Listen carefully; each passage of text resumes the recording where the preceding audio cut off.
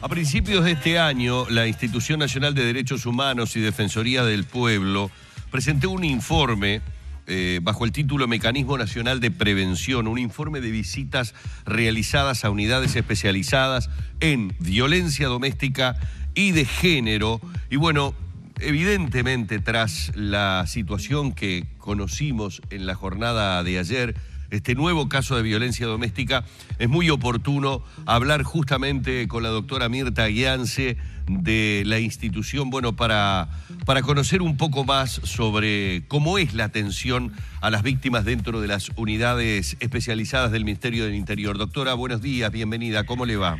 Buenos días, muy bien.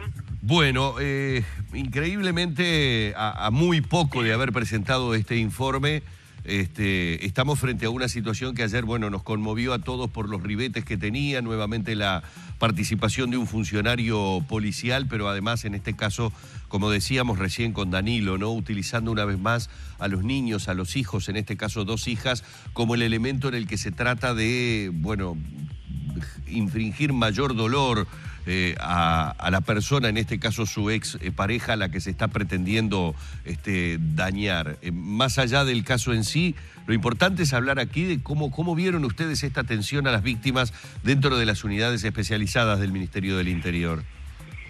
Bueno, el Ministerio del Interior, hay toda una historia de que antes había la comisaría de la mujer, la comisaría del menor, todo eso se fusionó en estas unidades de violencia doméstica, unidades especializadas en violencia doméstica, y eso está todo dentro de una estructura que es la Oficina Nacional de Violencia Doméstica y de Género. En realidad es un esfuerzo, sí, que ha hecho el Ministerio del Interior, y como que hay una comprensión del fenómeno y una atención diferenciada, porque antes las mujeres tenían que ir a hacer las denuncias a las comisarías, con el resultado que todos conocemos, con el tipo de atención que no era la adecuada. El Ministerio ha emitido protocolos y ha dado algún tipo de capacitación, pero lo que nosotros encontramos en esas 2 visitas, que se publicaron después, pero son visitas del año pasado. Estamos en una como plan de visitas a seccionales, a carcelajes de seccionales policiales, y nos pareció que era importante las de violencia doméstica. Claro. Y ahí hay carencias que son de tipo edilicio, de cantidad de personal. Se dialogó con los funcionarios, se dialogó en algún caso con alguna persona que había estado detenida, y sí se detectaron deficiencias en las instalaciones y condiciones generales. Sobre todo se destacó el tema de que no hubiera personal para limpieza, pero eso son condiciones como que son importantes porque son cómo se recibe la persona, pero no vimos condiciones adecuadas, por ejemplo, el lugar donde se entraba, y ahí la persona que venía a hacer una denuncia estaba en el mismo lugar que pudiera haber la persona indagada o otras personas que estuvieran implicadas. Y también, pero lo que me parece a mí más importante, y acá se pone de manifiesto, es que sí está bien en el protocolo retirar el arma, sí, cuando se ha comprobado que la persona es violenta. 500 armas retiradas, Mirta, a esta altura. Las armas retiradas, pero el retiro del arma por sí sola no resuelve nada. Claro. No resuelve nada, porque lo que nosotros hicimos hincapié y recomendamos en aquel momento era que hubiera equipos de apoyo psicosocial para la tarea de la policía, tanto para el policía que está trabajando ahí, porque está recibiendo una carga tremenda todos los días cuando recibe las cosas, sí, pero sobre todo un seguimiento para el que se le retire el arma. Claro. Porque con cambiarlo de lugar, por ejemplo, ahora los estaban enviando, según se dijo en prensa, y nosotros lo averiguamos concretamente, al Instituto Nacional de Rehabilitación como custodias. La situación de violencia y la perturbación que puede tener esa persona no se soluciona nada, porque tendría que haber, es lo que falta, los equipos esos de apoyo psicológico y social tanto para la tarea, como Claro. dije, para la tarea policial, como para las situaciones donde se produjo el desarme porque esa persona Claro. se detectaba que era violenta. Mirta, obviamente la pregunta va en tu calidad de integrante de la Institución Nacional de Derechos Humanos, pero también a la ex fiscal que ha estado durante años y años trabajando día a día con policías en la resolución de casos, obviamente. ¿Considerás que hay una evaluación correcta que es, digamos, la valoración psicológica, por ejemplo, de los uniformados que ingresan al cuerpo policial? ¿Es correcta, es adecuada? ¿Se tendría que digamos, hacer una reevaluación más periódica? Si tendrían ellos que tener un apoyo. Nosotros no estamos hablando de superhombres ni de personas. La carga que la persona soporta todos los días en una comisaría cuando recibe todas esas cosas, cuando se enfrenta a la muerte, a la violencia, tendría que haber un apoyo. Y nosotros lo percibimos en otra comisaría, no en estas, pero sí hablando con otros policías. No es una psicóloga que nos acompañaba, que es de nuestro equipo, que el policía siente como tiene como un problema de consultar a un psicólogo porque ya es visto en el ambiente o por sus compañeros como flojito. Este está loco, va al psicólogo. Claro. Y en realidad todos deberían tener ese apoyo todo el tiempo.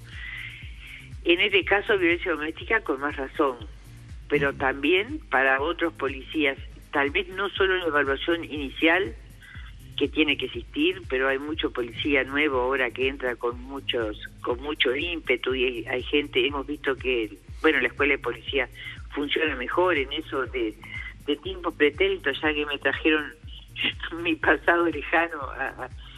Yo veo que hay mejor preparación, que hay más policías jóvenes, pero eso tiene que ser sostenido en el tiempo. Eso es la impresión que tenemos, porque se va deteriorando la persona en su integridad psíquica y en su firmeza para estar ahí al frente de una comisaría donde todos los días se está recibiendo. A veces pueden ser cosas nimias, un hurto, pero muchas veces reciben cosas tremendas que tal vez no tengan el bagaje necesario para manejarlas. Y que entonces la atención psicológica no tiene por qué ser personalizada si alguien lo necesita, pero pueden ser algunos talleres o situaciones. Tampoco me quiero meter en lo que no es de mi profesión, pero sí vemos que ese apoyo psicosocial falta y que eso puede traer esa situación de angustia, de violencia que se manifiesta en muchos lugares de la sociedad, pero más con una persona que está trabajando todos los días con la violencia. Claro, y doctora, de alguna manera en el informe ustedes también lo que detectan es que este funcionario policial asegura que, bueno, este tipo de trabajo termina repercutiendo en lo familiar y emocionalmente, y por allí, sin ánimo de encontrar ninguna excusa ni justificación a determinadas situaciones de las que hemos noticiado últimamente, y por allí es donde de repente puede estar el alerta de que hay situaciones en las que estamos hablando de alguien que es como una especie de olla a presión y que es justamente en el hogar donde muchas veces termina explotando. Sí, en el caso de ese hombre, sí, ya había tenido denuncias anteriores y sí se le había retirado el arma, pero un arma puede conseguirla en cualquier lugar o puede utilizar cualquier otra. Tener un arma en sí, sí, es una precaución, puede estar dentro del protocolo, pero eso no significa que le va a disminuir el nivel de violencia en esa persona y que no va a esperarse que haga algo claro, como lo de ayer. Claro. Que realmente es tremendo porque parece que está como cada vez aumentando el nivel de violencia, no solo en esto, ¿no? Sino en la sociedad nosotros lo vemos todos los días. Sí, uno realmente en algunos momentos hasta duda de acuerdo a la reiteración de casos que hemos tenido, en particular desde principios de este año, uno comienza a cuestionarse hasta dónde la incesante o permanente difusión de este tipo de hechos, como lo hacemos muchas veces en los medios, si no termina alentando a más de un enfermo a incurrir en este tipo de situaciones? Es algo que, bueno, es muy complejo de analizar y de discutir, pero sinceramente daría la sensación, porque cuanto más hablamos y más énfasis hacemos en todas estas situaciones y hablamos con gente especializada, más informamos sobre estas barbaridades. Sí, yo lo he hablado la vez pasada, lo hablé con algunos psicólogos que también pensaban lo mismo. Está toda esa... está la libertad de expresión, la libertad de información, pero también hay que ver cómo se da esa información, ¿no? Porque a veces cuando se repite y se repite y se repite, tal vez en algunas personas que están perturbadas eso pueda darle como el empujón final para llegar a esta situación tan trágica como la de ayer. No, ni que hablar. Porque lo de atacar a los hijos yo lo he visto, y no es de ahora. No es de ahora, yo no he visto eso, he visto un hombre que mató a toda la familia, y lo he visto más de una vez esto, y ahora normalmente tampoco no se difundía. Cuando se dice que hay más violencia, a veces yo pienso, ¿hay más violencia o se conoce más o se da más publicidad a todo eso? Claro, y en general las actitudes que adoptan estos agresores es que cuando deciden algo sobre los hijos, por lo menos en este caso se dio así por las cartas que se encontraron, ya también hay una decisión de autoeliminación acompañada, sí, digamos, del acto violento contra los hijos. Eso se da, es una como una constante, se da muchísimas veces. Y a veces llegan a autoeliminarse, otras veces no mueren, pero tratan de hacerlo. Y eso ha sido una cuestión que yo la he visto durante muchos años, y ahora está más presente en la prensa y se le da más. No sé si eso es bueno o malo, tal vez no sea bueno, habría que estudiarlo, pero sí me parece que a las personas, a los operadores, habría que darle más herramientas, habría que darle una atención para que puedan manejarse de otra manera, y que después toda esa violencia que ellos ven a diario no les repercuta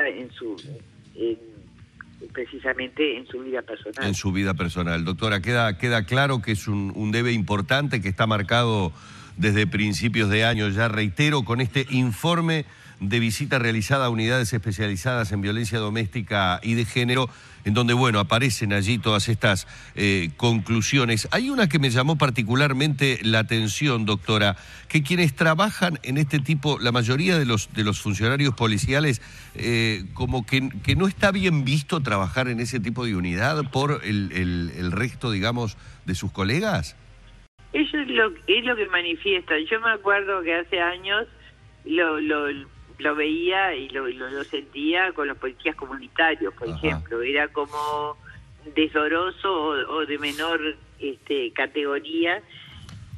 Y bueno, eso es una cuestión que también hay que jerarquizar. Bueno, claro, también pasa que, vamos a ser sinceros, en el Poder Judicial, muchas veces trabajar en juzgados de adolescentes no es como considerado de categoría, ¿no? Claro. Como que es un castigo cuando le pasan a unos adolescentes. Bueno, no voy a llegar a tanto, pero digo, pero que casi no se privilegia, claro, esa materia que es importantísima, y la atención de los adolescentes no es para el sistema de justicia un lugar donde sea de categoría, o donde, bueno, justamente tendría que ser un lugar donde tuviera la mayor especialización. Porque después cuando llegan a penal ya están viendo lo que vieron pasar por los juzgados de adolescentes. Ahí es donde está la semilla. Exactamente. Doctora, queremos agradecerle una vez más estos minutos. Bueno, a propósito de una nueva situación de violencia doméstica, ameritaba hablar de este informe realizado y presentado sobre principios de año para ver, bueno, algunas carencias más que importantes que usted ha puntualizado. Sería obviamente muy importante que fueran tomadas en cuenta por las autoridades. Máxime, reitero, ¿no? Esa repercusión que ustedes vieron puede tener, o de hecho se manifestó que tienen en la vida familiar, en la emoción, ¿verdad?, del funcionario policial, sometido a una presión y a un trabajo diario absolutamente impensado para cualquiera de los ciudadanos comunes. Muchísimas gracias por estos minutos y que tenga una buena jornada. Bueno, muchísimas gracias, igual para ustedes. La doctora Mirta Guiance, de la Institución Nacional de Derechos Humanos y Defensoría del Pueblo, bueno, dándonos algunos detalles de este informe, un vasto informe, hay que decirlo, ¿no? Un nutrido informe sobre esta visita realizada a unidades especializadas en violencia doméstica, donde se encontraron, bueno, carencias importantes. Nadie dice que estas sean las causas de las noticias que damos, pero evidentemente si están señaladas y puntualizadas es porque allí se ve algo que no está funcionando bien. Sí, pero en realidad en este caso el mecanismo, no voy a decir que funcionó bien, pero digo, para el caso particular que nos convoca, la denuncia se procedió con el protocolo establecido, se retiró el arma. Hacía 2 días que estaba requerida esta persona porque la mujer hizo la denuncia correspondiente, no se quedó en silencio, no se quedó callada, el hombre estaba requerido. La mujer, cuando presumió que algo pasaba, que algo era inminente, llamó y en 5 minutos el patrullero de la unidad de violencia doméstica de Colonia Nicolich estaba en la puerta de su casa. Es decir, ¿qué hubiera pasado si la policía no llegaba? Claro. Sí, obviamente. La pregunta es, ¿qué pasaba si ese patrullero demoraba, en vez de 5, 10 minutos? Obviamente, a la luz de lo que el mismo agresor escribió, tenía previsto...